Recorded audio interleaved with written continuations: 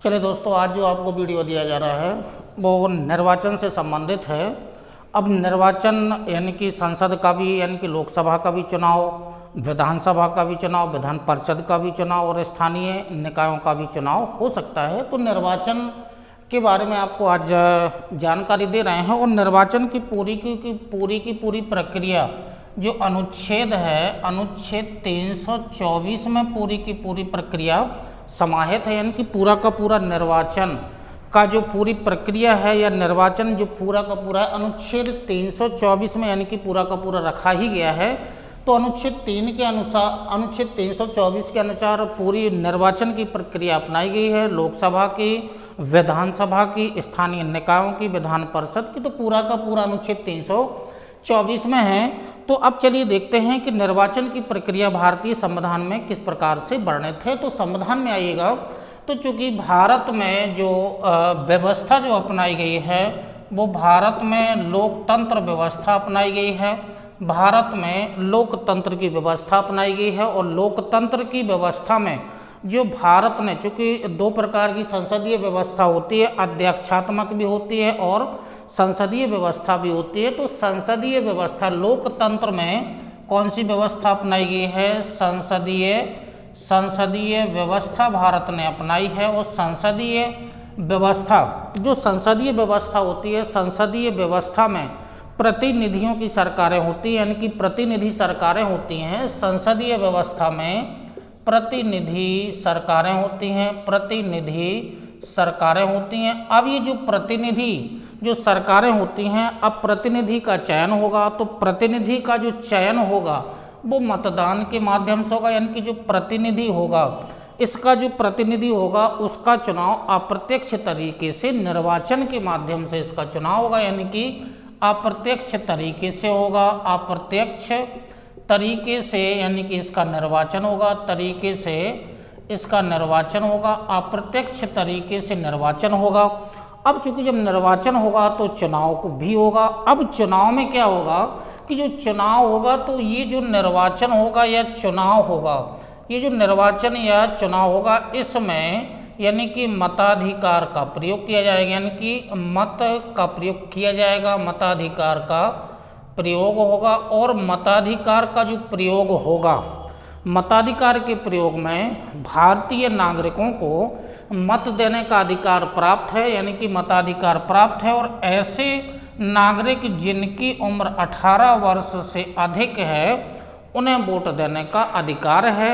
और तो 18 वर्ष से अधिक भारतीय नागरिकों को वोट देने का अधिकार है, अपने प्रतिनिधि चुनने का अधिकार है। और ऐसा जो अधिकार है, ऐसे अधिकार को सार्वभौमिक अधिकार के, सार्वभौमिक मताधिकार के नाम से इसे जाना जाता है। सार्वभौमिक मताधिकार है। यानी कि ऐसा व्यक्ति जिसकी उम्र 18 वर्ष से अधिक हो गई है वो वोट डालने का अधिकार रखता है, चाहे लोकसभा का चुनाव हो, विधानसभा का चुनाव हो, विधान परिषद का चुनाव हो, स्थानीय निकायों का चुनाव हो। एक बार उसका उम्र 18 वर्ष हो गई है, वो मत देने का अधिकार है। अब चुनाव किसी भी स्तर का हो तो सार्वभौमिक अधिकार है। उस सार्वभौमिक का जो अधिकार है वो डिपेंड करता है एक व्यक्ति एक मत, एक व्यक्ति एक मत, एक व्यक्ति एक मत पर आधारित है। सार्वभौमिक अधिकार एक मत, यानी एक व्यक्ति एक मत पर आधारित है। यानी कि एक व्यक्ति एक ही बार वोट डाल पाएगा। तो एक व्यक्ति एक मत, यानी कि जो एक व्यक्ति एक मत जो है, इससे क्या होता है कि भारत में जो राजनीतिक समानता होती है, भारत में राजनीतिक समानता आती है। यानी कि राजनीतिक जो समानता होती है, राजनीतिक समानता आती है। तो ये राजनीतिक समानता के लिए भारत ने सार्वभौमिक मताधिकार को अपनाया है। एक व्यक्ति एक मत के सिद्धांत पर ये चुनाव प्रक्रिया पूरी आधारित है। तो जो निर्वाचन है, भारत में लोकतंत्र है, लोकतंत्र के आधार पर ये पूरी प्रक्रिया है। यानी कि प्रतिनिधियों की सरकारें बनती हैं और प्रतिनिधि जो चुने जाते हैं वो भारत के नागरिकों के माध्यम से चुने जाते हैं।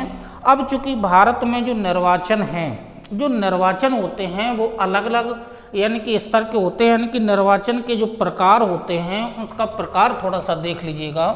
भारत में यानी कि जो निर्वाचन के प्रकार होते हैं, निर्वाचन के प्रकार यानी कि जो प्रकार होते हैं निर्वाचन के, यानी कि इसको कहें प्रकार कहिएगा, निर्वाचन के प्रकार।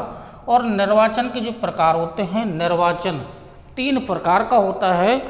या तो वो चुनाव होगा, उसको एक को नाम दिया जाएगा आम चुनाव, आम चुनाव होगा, या फिर हो सकता है कि उपचुनाव होगा, उपचुनाव होगा, या फिर हो सकता है कि वो मध्यावधि चुनाव होगा, ये मध्यावधि चुनाव होगा। यानी कि जो चुनाव है वो चुनाव के 3 प्रकार होते हैं। 3 प्रकारों में आम चुनाव हुआ, उपचुनाव हुआ और मध्यावधि चुनाव हुआ। ये चुनाव कब कब होते हैं वो स्थिति हमें जानना है।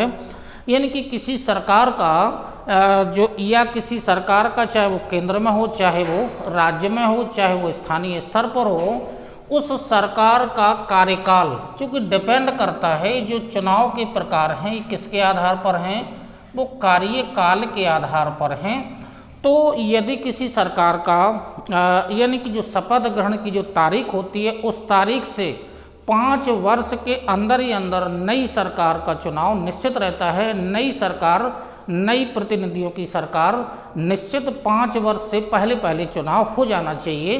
तो 5 वर्ष यानी कि 5 वर्ष में जो चुनाव होते हैं, यानी कि 5वें वर्ष जो चुनाव होते हैं, कार्यकाल पूर्ण होने पर जो चुनाव होते हैं, उसके बाद जो चुनाव की प्रक्रिया होती है 5वें वर्ष में, वो जो चुनाव की प्रक्रिया होती है उस चुनाव को कहा जाता है आम चुनाव कहा जाता है। यानी कि सदन में यानी कि संसद में होगा, चाहे वो विधान परिषद यानी कि विधानसभा में होगा, जब पार्टी का पूर्ण रूप से बहुमत रहता है तब पार्टी का कार्यकाल पूरा हो जाता है। उसके बाद जो चुनाव होते हैं उसको आम चुनाव नाम दिया जाता है। तो जो 5वें वर्ष जो चुनाव होते हैं उसको आम चुनाव के नाम से जाना जाता है। उसके बाद आता है उपचुनाव।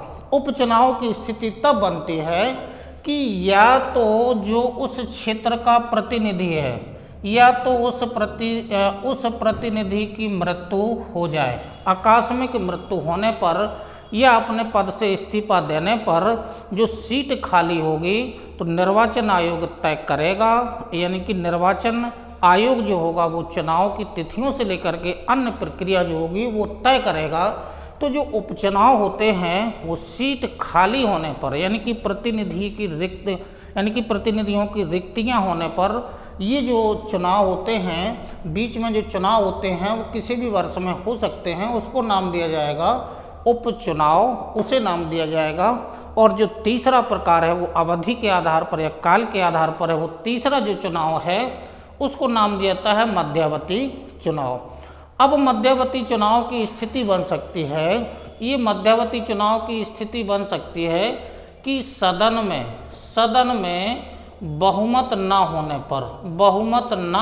पर ये बहुमत की स्थिति जब सदन में नहीं बनती है, किसी पार्टी को स्पष्ट बहुमत नहीं रहता है, या बीच बीच में जो प्रस्ताव लाए जाते हैं, विश्वास प्रस्ताव हुआ, अविश्वास प्रस्ताव हुआ, इससे जो सरकारें होती हैं वो गिर जाती हैं। यानी कि बहुमत सिद्ध ना होने पर जो चुनाव होते हैं उसको नाम दिया जाता है मध्यावधि, यानी कि मध्यावधि चुनाव नाम दिया जाता है। तो भारत में जो स्थिति है, जो चुनाव हैं उसके प्रकार हैं, वो कार्यकाल के आधार पर ये चुनाव हैं। तो 3 प्रकार के ये चुनाव हो गए हैं, आम चुनाव, उपचुनाव और मध्यावधि चुनाव हो गए हैं।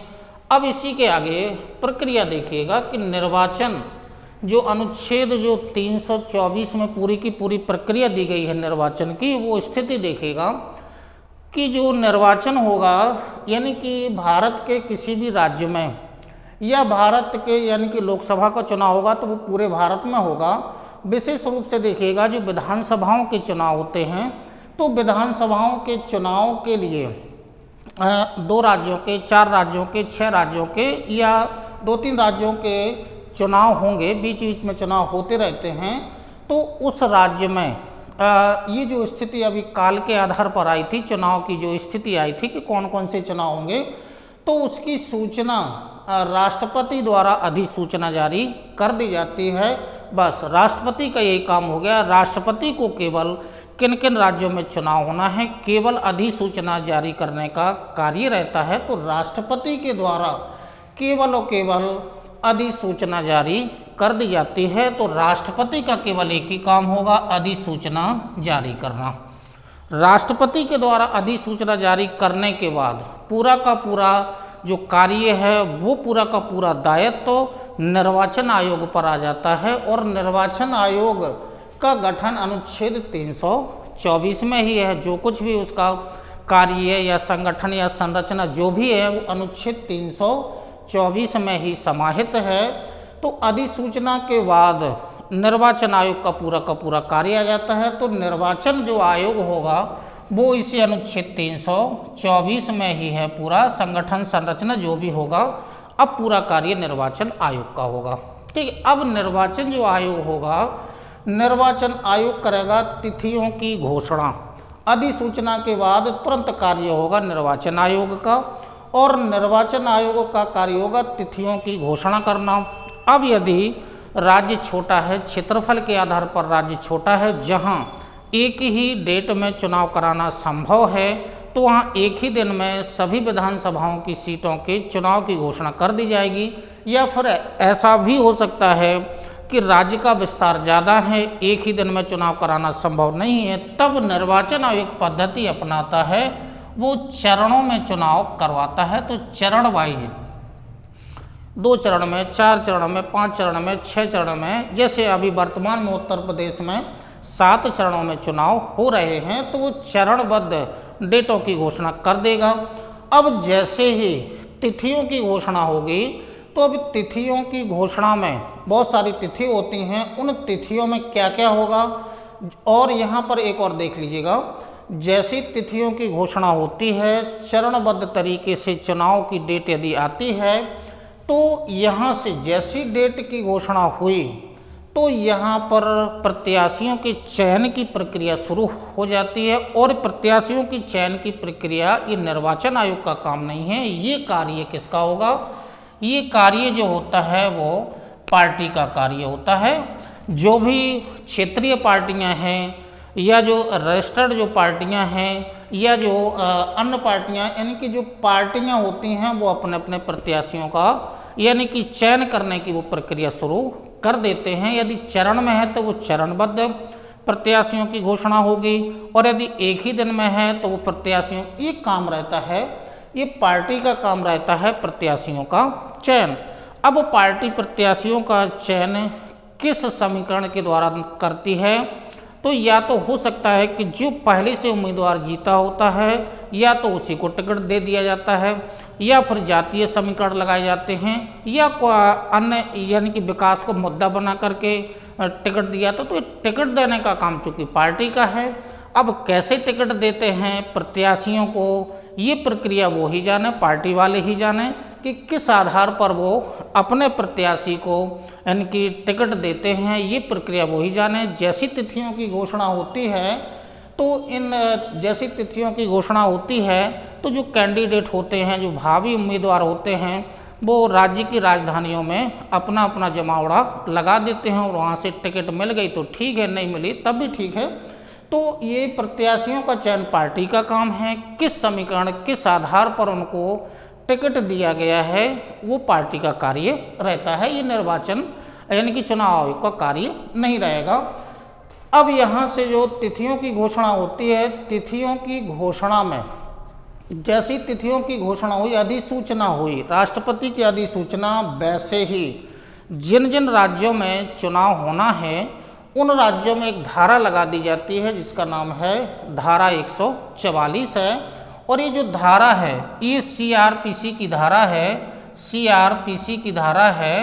तो ये सीआरपीसी की धारा 144 यानी कि तुरंत लागू कर दी जाती है, और धारा 144 लगाने का काम जिले के डीएम का होगा, यानी कि डिस्ट्रिक्ट मजिस्ट्रेट का ये कार्य रहता है, क्योंकि जिले में वही मुख्य निर्वाचन अधिकारी रहता है। तो सीआरपीसी की धारा 144 तुरंत लगा दी जाती है, और ये डीएम के माध्यम से लगाई जाती है। अब सीआरपीसी की धारा 144 है क्या, यहाँ पर आपको शॉर्ट में बता रहे हैं।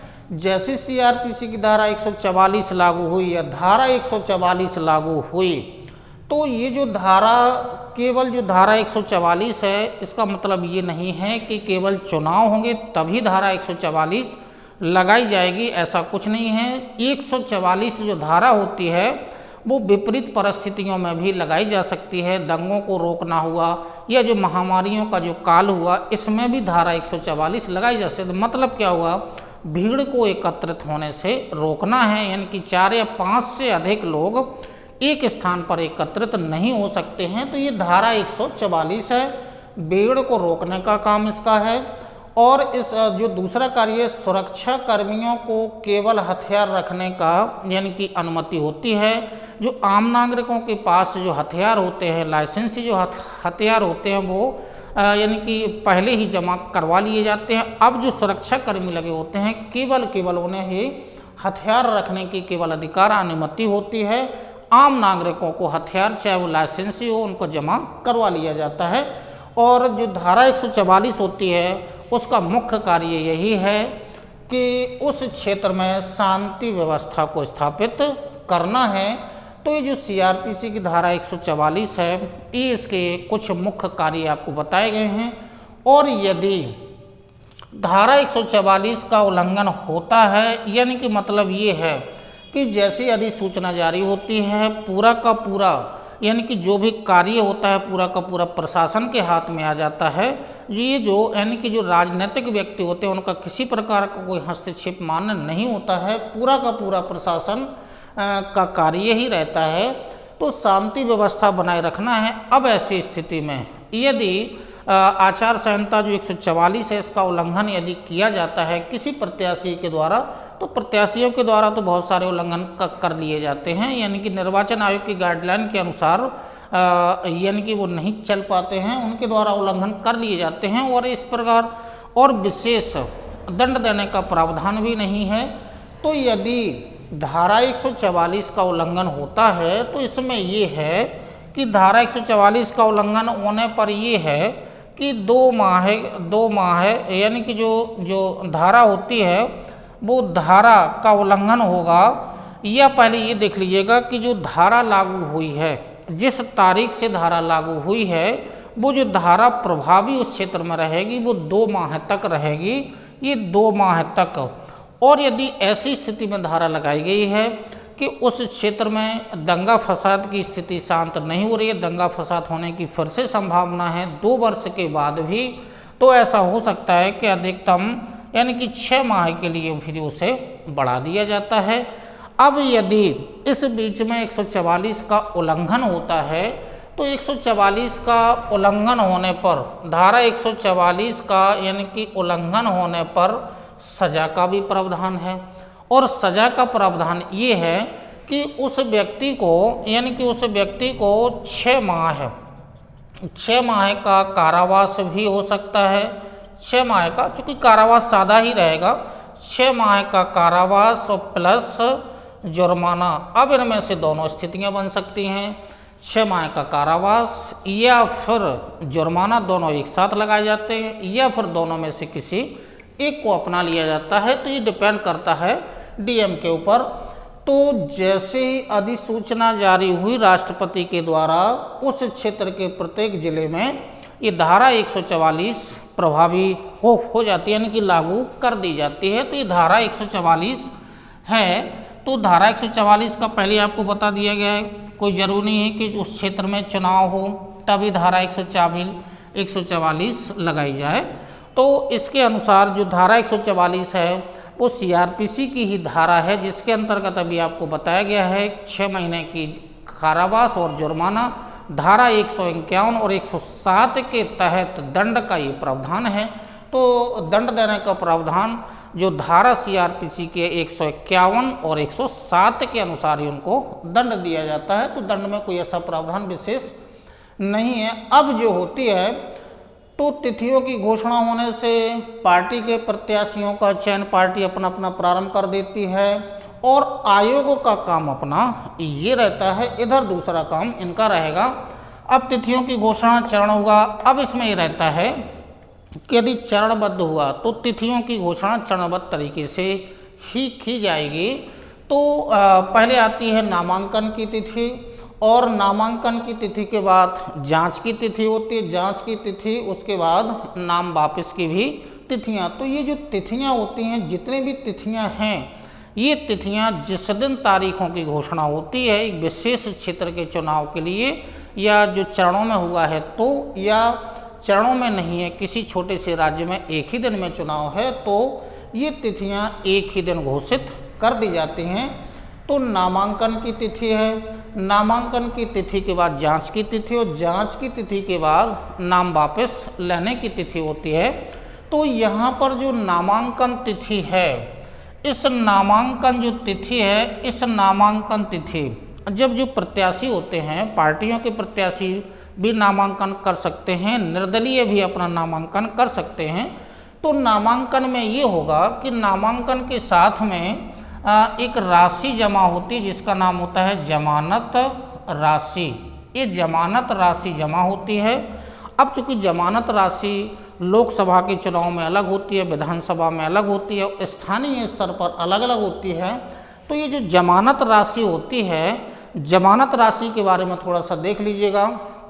जो जमानत राशि होती है, यदि लोकसभा के चुनाव हैं, यदि लोकसभा के चुनाव में है, और यदि विधानसभा के चुनाव हुए, और या फिर स्थानीय निकायों के चुनाव हुए, तो इसमें जमानत राशि का निर्वाचन आयोग के द्वारा निर्धारण अलग अलग किया गया है। जमानत क्या है, पहले तो जमानत राशि देख लीजिएगा। जो लोकसभा है, लोकसभा में जो जनरल है, जनरल के लिए 25,000 रुपये जमानत राशि है। और जो आरक्षित वर्ग है, आरक्षित मतलब इससे आधी कर दी जाती है। किसी भी स्तर का चुनाव हो, जमानत राशि को जनरल के अलावा जो आरक्षित वर्ग है उसमें आधी राशि कर दी जाती है। तो आरक्षित जो वर्ग है उसके लिए यानी कि 12,500 रुपये जमानत राशि होगी। ये स्थिति कहाँ पर है, लोकसभा के चुनाव की स्थिति। यदि विधानसभा में आते हैं तो विधानसभा में जो होता है वो जनरल के लिए 10,000 है, यानी कि 10,000 होगी जमानत राशि। और वही यदि आरक्षित वर्ग है तो आरक्षित वर्ग के लिए 5,000 जमानत राशि होती है। इसी तरह से स्थानीय निकाय पर होता है, यानी कि जनरल के लिए 5,000 होती है और इसकी आधी कर दीजिएगा, जो आरक्षित वर्ग है उसके लिए आधी कर दी जाती है। तो जैसे नामांकन भरने, जब पर्चा भरने जाते हैं, जो प्रतिनिधि होते हैं, जो प्रत्याशी होते हैं, वो पर्चा भरने जाते हैं, तो जब पर्चा भरा जाता है तो उसके साथ में जमानत राशि भी जमा होती है। और जमानत राशि ये है, जिस स्तर का चुनाव होगा उसी स्तर की जमानत राशि होगी। अब जमानत राशि कितनी होगी, ये तो एक, यानी कि जिस स्तर का चुनाव होगा उसी स्तर पर होगी। जमानत राशि होती क्या है ये आपको जानना है। तो जो जमानत राशि होती है, यानी कि जो जमानत होती है, जमानत राशि तो ये होगी है, जमानत कब जब्त होती है इसको जानना है। यानी कि कुल पड़े वैध मत, कुल वैध मत का 1/6% अथवा यानी कि 16.66% ये होगा। यानी कि मतलब 1 कुल पड़े वैध मतों का 1/6% जो होगा वो जमानत, यानी कि जमानत होगा। यानी कि किसी व्यक्ति को मान लीजिएगा कुल वैध मत पड़े हैं वो 1 लाख वैध मत हैं। अब 1 लाख वैध मतों का 1/6% यानी कि जो 16,000 होगा, 16,600 कुछ करके ऐसे करके ये होगा। तो लगभग 16,000 से ज़्यादा यदि वोट उस प्रत्याशी को मिल जाते हैं तो उसकी जमानत राशि जब्त नहीं होगी।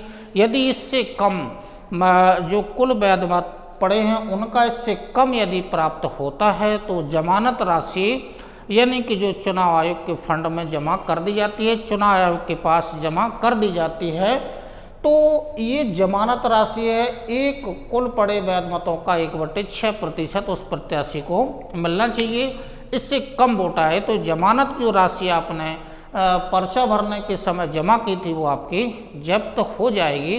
तो इसका मतलब हुआ कि जो जमानत राशि होती है वो आयोग के पास जमा हो जाती है। तो इससे एक भी फायदा है आयोग को, बहुत सारे कैंडिडेट डालें, बहुत सारी पर्चा भरें तो आयोग का फंड भी बढ़ता जाता है और उसको आयोग को चूँकि यही फायदा होगा। तो ये जमानत राशि नामांकन तिथि जिस दिन होती है पर्चा भरा जाता है उसी दिन जमानत राशि भी जमा होती है। तो ये जमानत राशि है। अब इसके बाद आइएगा जो जमानत राशि होती है, जमानत जो राशि होती है, जमानत राशि की स्थिति देखिएगा कब जमानत राशि जब्त होगी। 1/6% से वोट कम मिले तो जमानत राशि जब्त हो जाएगी और वापस कब मिलेगी ये भी आपको जानना है। यानी कि जो वापस जो जमानत राशि होगी वो वापस कब मिलेगी, वो वापस यदि आपने नाम वापस ले लिया, यानी कि नाम वापस लेने पर, यानी कि नाम वापस लेने पर जमानत राशि आपको वापस कर दी जाएगी। यह परिस्थिति बनती है कि चुनाव प्रचार के दौरान किसी व्यक्ति की आकस्मिक मृत्यु हो जाती है, तब भी आपकी यानी कि आकस्मिक मृत्यु हो जाती है तब उनके परिवार वालों को जमानत राशि वापस लौटा दी जाती है। और यानी कि 1/6% से ज़्यादा वोट मिले हैं तब भी आपको जमानत राशि, यानी कि ये 3 स्थितियाँ बनती हैं तो इनमें आपको जमानत राशि वापस कर दी जाती है। तो जमानत राशि होगी है ये आपको वापस कर दी जाएगी। किन स्थितियों में वापस की जाएगी वो आपको बता दिया है। अब चूँकि जो नामांकन की तिथि होती है, पर्चा भरते हैं तो पर्चा में जो प्रत्याशी पहले से जीतते आए हैं या जो खड़े हो गए हैं जिनको जीतने की पूरी संभावना है तो एक पर्चा नहीं वो 2-2 पर्चे अपने डालते हैं। यदि एक पर्चा में कुछ मिस्टेक या गलती हो गई तो रद्द होने से बच जाएगा तो उसका परिवार का दूसरा सदस्य भी चुनाव लड़ सकता है। तो जो प्रत्याशी होते हैं वो एक नहीं 2-2 पर्चे डालते हैं। तो ये नामांकन की तिथि जांच होगी, कोई गड़बड़ी हुई तो आपका पर्चा रद्द कर दिया जाएगा। उसके बाद नाम वापस लेने की तिथि है और जिस दिन नाम वापस लिए जाते हैं उसी दिन यानी कि निर्वाचन आयोग के द्वारा आपको चुनाव चिन्ह का आवंटन कर दिया जाता है। अब चुनाव चिन्ह में स्थिति ये बनती है कि कोई क्षेत्रीय पार्टी है, ठीक है, क्षेत्रीय पार्टी है तो उसका सिंबल जो होता है चुनाव चिन्ह होता है वो पार्टी को पहले से ही आयोग के द्वारा आवंटित कर दिया जाता है। तो उसको तो चुनाव चिन्ह की कोई समस्या है नहीं है। जो पार्टी हैं उनको तो यानी कि आयोग ने पहले से ही यानी कि चुनाव चिन्ह दे दिया है। अब जो निर्दलीय प्रत्याशी होते हैं उनको विभिन्न प्रकार के चुनाव चिन्ह आवंटित कर दिए जाते हैं। तो चुनाव चिन्ह जैसे आवंटित हुए उसके तुरंत बाद यानी कि इसके पहले से भी चुनाव प्रचार शुरू हो जाता है। जो दल होते हैं, क्षेत्रीय पार्टियां होती हैं उनके, लेकिन जो चुनाव अभियान शुरू होगा, चुनाव चिन्ह मिलने के बाद चुनाव अभियान शुरू होगा। अब चुनाव अभियान की स्थिति में देखिएगा, जो चुनाव अभियान होता है इसमें पार्टी के द्वारा एक घोषणा पत्र जारी किया जाता है। और घोषणा पत्र एक बार नहीं 2-2 बार, कभी एक बार घोषणा पत्र जारी कर दिया, कोई समस्या दिखी तो दूसरे दिन तीसरे दिन दोबारा घोषणा पत्र जारी कर दिया जाता है। इस घोषणा पत्र में जो सरकार ने 5 वर्ष तक अपना कार्य किया है उसका ब्यौरा, या आने वाले अगले 5 सालों में सरकार निर्वाचित होने के बाद सरकार का क्या क्या कार्य होगा जनता के प्रति, यानी कि जो कल्याणकारी जो भी योजनाएं परियोजनाएं होंगी वो उस घोषणा पत्र में पूरा ब्यौरा रहता है। तो हर पार्टी अपना अपना घोषणा पत्र जारी करती है। तो ये जो घोषणा पत्र यानी कि जो निर्दलीय प्रत्याशी होते हैं वो भी अपना घोषणा पत्र जारी कर सकते हैं, उसमें कोई हस्तक्षेप नहीं रहता है। तो घोषणा पत्र में बहुत सारी बातें यानी कि विकास जो अब तक किया है आगे यदि आप हमें चुन देते हैं तो आगे आपके क्षेत्र में किस प्रकार का विकास किया जाएगा, किसकी कमी है, उन कमियों को दूर किया जाएगा। तो ये घोषणा पत्र पर आधारित ही पूरा चुनाव अभियान रहता है, चुनाव अभियान चलता रहता है। अब ये जो चुनाव अभियान रहता है, चुनाव अभियान में प्रत्याशी गांव-गांव जाते हैं, डोर टू डोर जाते हैं, कैंपेन करते हैं। तो इसमें अपने यानी कि अपनी पार्टी के लिए या अपने प्रत्याशी के लिए 2, 4, 10, 20 लोग अपने अपने क्षेत्रों में जाते हैं और वोट मांगते हैं, और आधार वही रहेगा घोषणा पत्र जो पार्टी ने जारी किया है, उसी आधार पर वोट मांगे जाते हैं। या फिर जो उन्होंने अपने क्षेत्र में विकास किया है या विकास करने की उस क्षेत्र में इच्छा है तो वो अपना अपना रखते हैं। लेकिन वर्तमान में तो ऐसी स्थिति बन रही है कि लोग वोट मांगने भी जा रहे हैं, प्रत्याशी उनको भगा दिया जा रहा है, इनकी खदेड़ा जा रहा है, पत्थर फेंके जा रहे हैं। अब क्या स्थिति है उस क्षेत्र के नागरिकों की, और उस क्षेत्र में जो प्रत्याशी खड़ा हुआ है उनको पसंद नहीं है या उन्होंने काम नहीं किया है, ये स्थितियां तो चूँकि नागरिक और प्रत्याशी के बीच में हैं।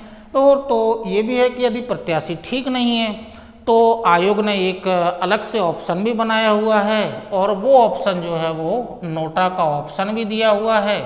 तो यदि आपको प्रत्याशी ठीक नहीं लगता है तो आप नोटा का बटन भी दबा सकते हैं। तो ये भी चुनाव आयोग ने घोषणा यानी कि चुनाव यानी कि जो ईवीएम होगा, इलेक्ट्रॉनिक वोटिंग जो मशीन होगा, उसमें एक ऑप्शन भी आयोग ने दे रखा है कि प्रत्याशी ठीक नहीं है, क्योंकि प्रत्याशी का चुनाव पार्टी ने किया है स्थानीय स्तर से, यानी कि प्रत्याशी का चुनाव यानी कि घोषणा नहीं की गई है, ये काम पार्टी का है। तो हो भी सकता है कि पार्टी ने उस क्षेत्र के हिसाब से प्रत्याशी का चयन नहीं किया हो, तो ऐसी स्थिति बन सकती है। तो ये घोषणा पत्र में चुनाव अभियान होगा।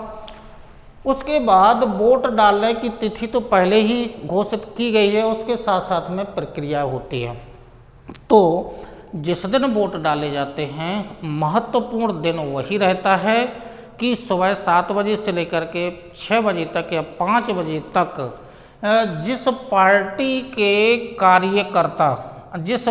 के कार्यकर्ता सक्रिय रहते हैं, क्योंकि जो चुनाव अभियान चलता है इसमें तो केवल पैसा बर्बाद ही रहता है, लेकिन सबसे इम्पोर्टेंट जो डेट होती है वो चुनाव डालने की डेट होती है 7 बजे से 5 तक। तो जिस पार्टी के कार्यकर्ता सक्रिय होते हैं उन कार्यकर्ताओं के द्वारा घर से यानी कि वोट डालने वाले को घर से निकालने की बड़ी स्थिति बनती है, उनको घर से निकाल करके पोलिंग बूथ तक भेज दिया।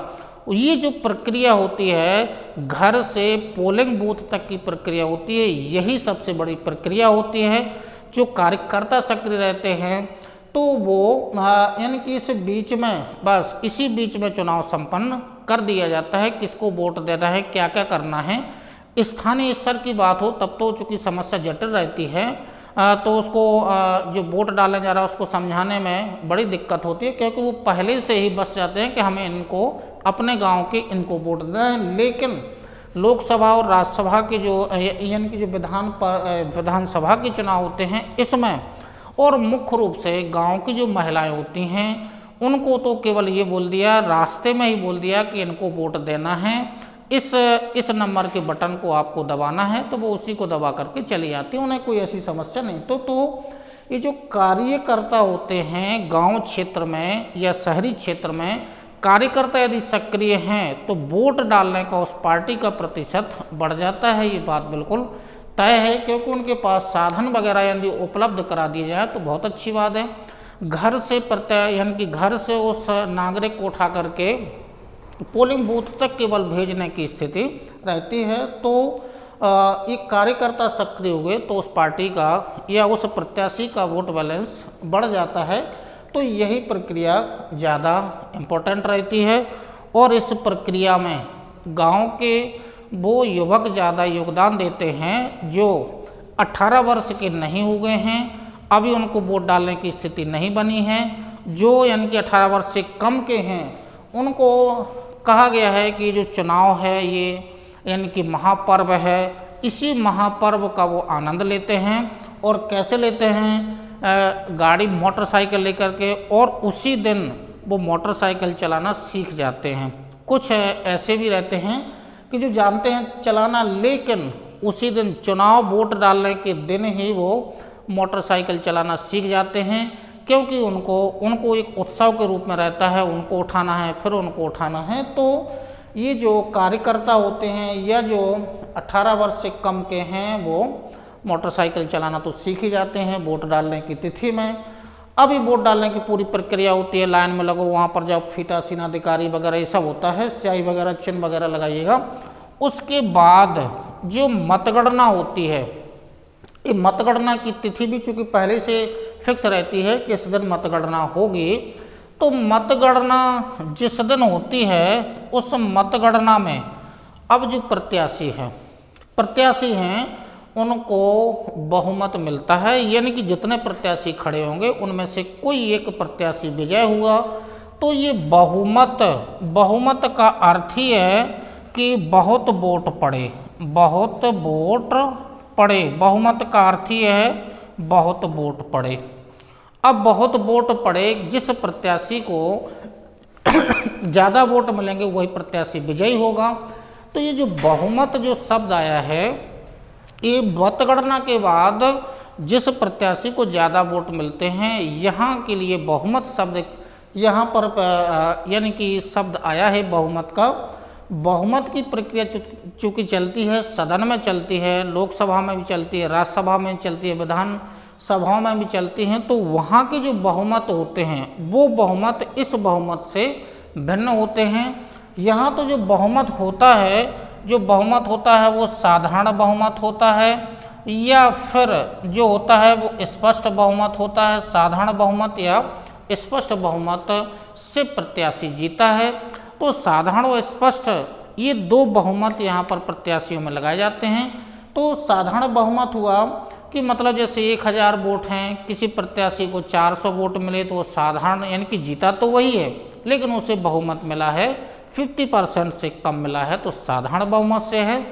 यदि स्पष्ट बहुमत है उस प्रत्याशी को, तो मतलब ये हुआ कि जिस प्रत्याशी को 1000 जो वैध मत डले हैं उनका 1000 में से 500 यानी कि 50% वोट प्राप्त हो गए, तो उसको स्पष्ट बहुमत से जीत जाता है। तो इसमें साधारण और स्पष्ट दो बहुमत ही केवल प्रत्याशी के बारे में लगते हैं। बाकी के जो बहुमत होते हैं वो यहाँ पर जो मेजॉरिटी शब्द है वो बहुमत इस सदन के लिए है।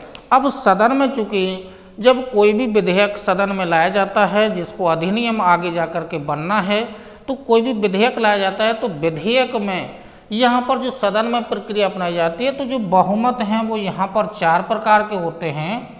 यानी कि साधारण बहुमत होता है, साधारण बहुमत के बाद होता है एक पूर्ण बहुमत होता है, पूर्ण के बाद एक प्रभावी बहुमत होता है और एक विशेष बहुमत होता है।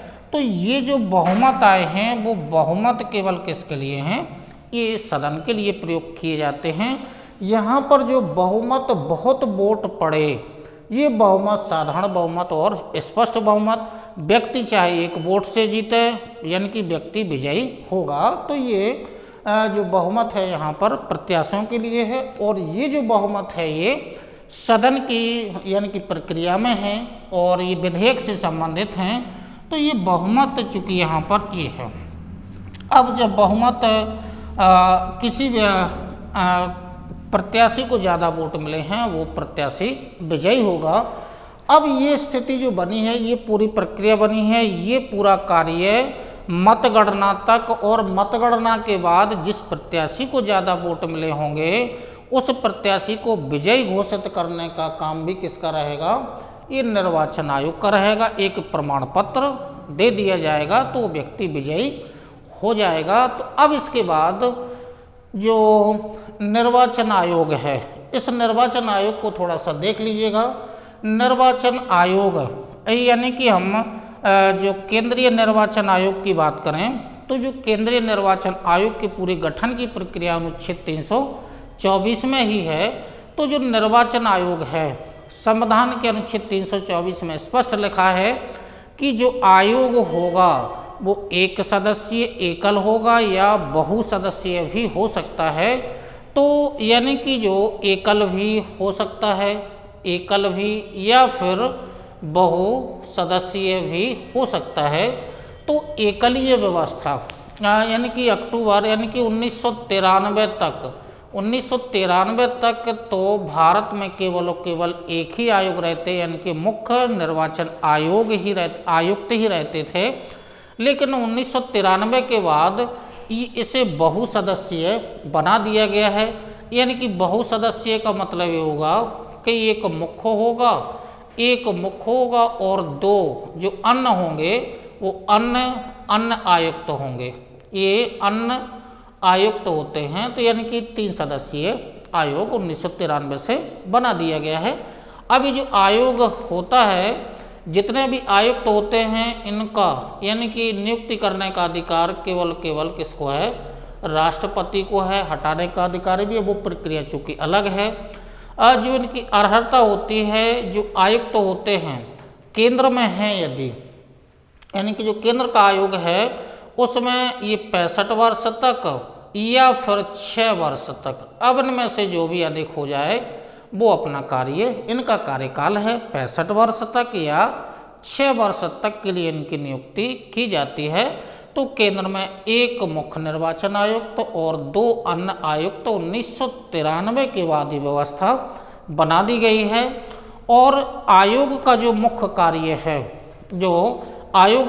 कार्य है, राष्ट्रपति, उपराष्ट्रपति, संसद और विधानसभाओं का निर्वाचन करवाना केंद्रीय आयोग का काम है। इसके अलावा नामावलियाँ तैयार करना, मतगणना कराना, परिणाम की घोषणा करना, राजनीतिक दलों का पंजीकरण करना, साथ में जो उनके राजनीतिक दल हैं उनकी वैधता यानी कि समाप्त करना, ये भी इसका काम रहेगा। चुनाव चिन्ह का आवंटन, सदस्यों की अर्हता का निर्धारण करना और पर्यवेक्षकों की नियुक्ति करना और निर्वाचन को रद्द करना, ये आयोग के मुख्य कार्य हैं। इसके अलावा चूंकि राज्य में भी होते हैं, राज्य निर्वाचन आयोग भी रहता है।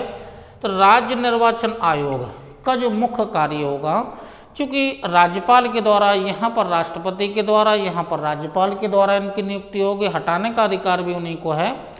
तो जो राज्य निर्वाचन जो आयोग है, यहाँ पर उम्र 65 वर्ष है, यहाँ पर जो उम्र बनाई गई है वो कितनी है? 62 वर्ष है। कार्यकाल 6 वर्ष का ही रहेगा। अधिकतम 6 वर्ष तक अपने पद पर बने रह सकते हैं। कितनी वर्ष तक? अधिकतम उम्र 62 वर्ष। कितना कार्यकाल? 6 वर्ष का कार्यकाल होता है। तो ये राज्य निर्वाचन आयोग अपने अपने राज्यों में होते हैं और इनका काम जो मुख्य कार्य रहता है, तो जो जिन राज्यों में विधान परिषद है उनका चुनाव कराना और स्थानीय निकायों का चुनाव कराना, इनका राज्य निर्वाचन आयोग का यही मुख्य कार्य है। कि यदि जिस राज्य में विधान परिषद है, द्विसदनीय व्यवस्था है, वहाँ पर विधान MLC के सदस्यों का निर्वाचन कराना और स्थानीय निकाय में, स्थानीय निकाय मतलब हुआ शहरी स्तर पर भी कराना और ग्रामीण स्तर पर भी चुनाव कराना। तो ये राज्य निर्वाचन आयोग का ये मुख्य कार्य है। तो ये जो निर्वाचन आयोग है पूरी की पूरी प्रक्रिया अनुच्छेद 324 में समाहित है।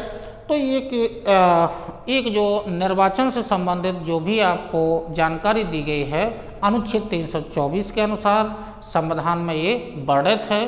तो ये पूरी प्रक्रिया है।